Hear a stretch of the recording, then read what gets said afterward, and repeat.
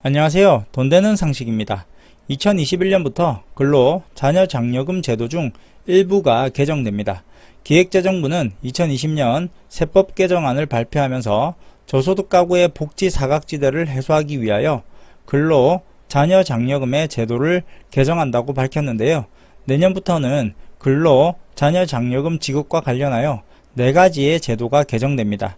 2021년에는 바뀌는 근로자녀장려금에 대한 정보를 미리 알아두시면 다음 해에 신청하실 때 도움이 되실 것 같습니다. 그럼 근로자녀장려금이 어떤 제도인지부터 간단히 설명드릴게요. 근로장려금은 소득과 재산이 일정 금액 미만인 가구를 대상으로 일하는 만큼 장려금을 지급하여 근로를 장려하고 소득을 지원하는 일과 연계된 복지제도입니다. 자녀장려금은 자녀 양육을 지원하기 위해서 18세 미만의 자녀가 있는 경우에 지급을 합니다. 신청 자격은 가구의 경우 근로장려금, 자녀장려금은 가구별로 지급하므로 한 가구에서 한 명만 신청, 지급을 받을 수 있으며 배우자, 부양가족 유무에 따라 단독, 호벌이, 맞벌이 가구로 구분됩니다. 소득은 전년도 근로, 사업 또는 종교인 소득이 있고 전년도 부부 합산 연간 총소득이 기준 금액 미만이어야 가능하고요. 또한 근로, 사업, 종교인 소득 외에 이자, 배당, 연금소득, 기타 소득을 모두 포함합니다.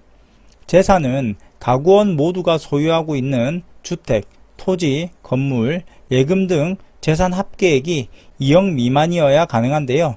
부채가 있다고 하더라도 재산에서 차감하지는 않습니다. 지급액은 연간 근로장려금은 가구별 최대 300만원을 지급하고 자녀장려금은 자녀 1인당 최대 70만원을 지급합니다. 지급액 결정은 본인과 배우자의 근로, 사업 또는 종교인 소득을 합한 총 급여액 등을 장려금 산정표에 적용하여 결정하는데요. 단 가구원 재산 합계가 1억 4천만원 이상 2억 미만인 경우에는 50%만 지급을 합니다. 참고하시면 될 것 같습니다. 그럼 근로자녀장려금에 대한 더 자세한 내용은 제 다른 영상을 참고하시면 되고요. 그럼 달라지는 근로자녀장려금에 대해 말씀드리도록 하겠습니다. 시청하시면서 구독과 좋아요 꼭 부탁드릴게요. 구독과 좋아요는 영상 제작에 힘이 됩니다. 우선 첫 번째로 중증장애인 직계존속 부양가족에 대한 근로장려금 확대인데요.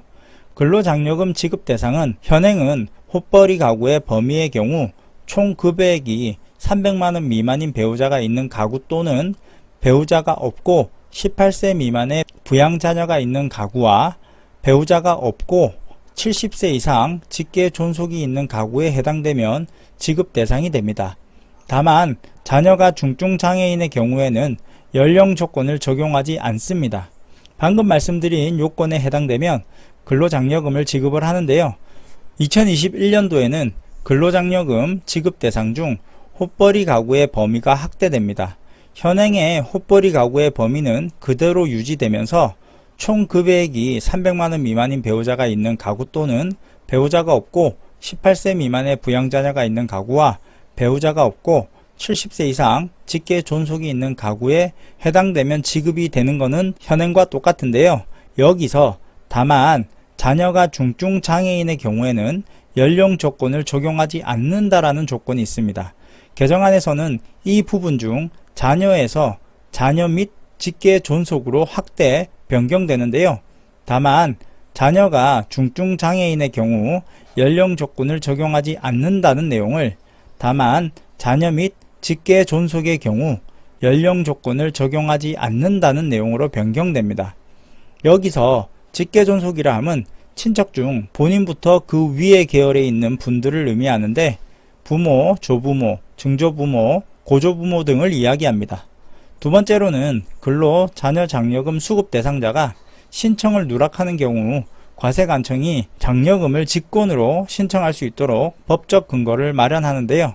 이게 무슨 말이냐면 현행의 경우에는 근로자녀장려금을 신청할 때 원칙적으로 거주자가 과세관청, 즉 관할세무서에서 근로자녀장려금을 신청하도록 되어 있습니다.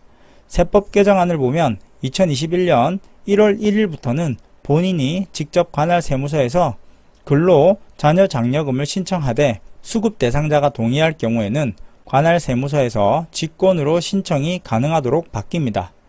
근로 자녀 장려금 신청자 중 거동이 불편해 관할 세무서 방문이 어려운 경우나 연령이 많아 스마트폰이나 전화 등으로 신청이 어려운 고령층의 신청이 누락되어 근로 자녀 장려금을 지급받지 못하는 경우들이 많이 발생되고 있어 수급자의 편의를 위하여 담당 공무원이 직권으로 신청할 수 있도록 개정한다고 밝혔습니다.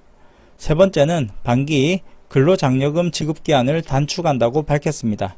반기 근로장려금 지급기한은 반기 근로장려금 결정일부터 20일 이내로 지급기한을 정해두고 지급을 하였는데요. 개정안에서는 반기 근로장려금 신청자에게 빠른 지급을 위하여 지급기한을 20일 이내에서 15일 이내로 단축해서 지급하도록 바뀝니다. 개정 이유는 저소득 근로자에 대한 조속한 지원이 그 이유인데요. 이로 인해 내년부터는 올해보다 조금 빨리 근로자녀 장려금을 지급받을 수 있을 것으로 보입니다.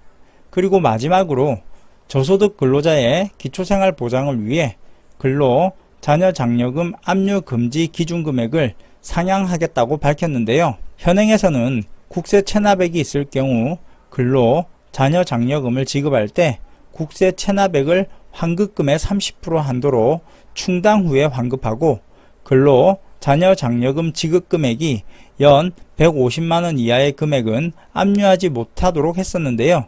개정안에서는 압류 금지 기준 금액이 연 150만원에서 연 185만원으로 상향되었습니다.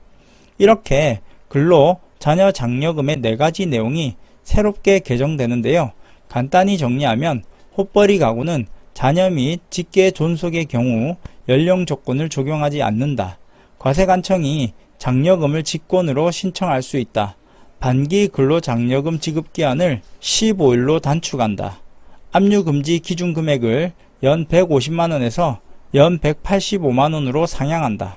이 정도로 바뀐다고 생각하시면 좋을 것 같습니다.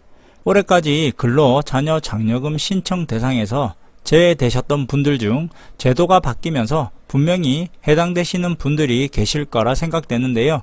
2021년도부터 바뀌는 내용을 잘 기억해 두셨다가 올해까지 해당되지 않으셔서 못 받으셨던 분들은 내년에는 꼭 신청하셔서 받으시길 바랄게요. 그럼 오늘 영상은 여기까지 하겠습니다. 좋아요, 구독 꼭 부탁드릴게요.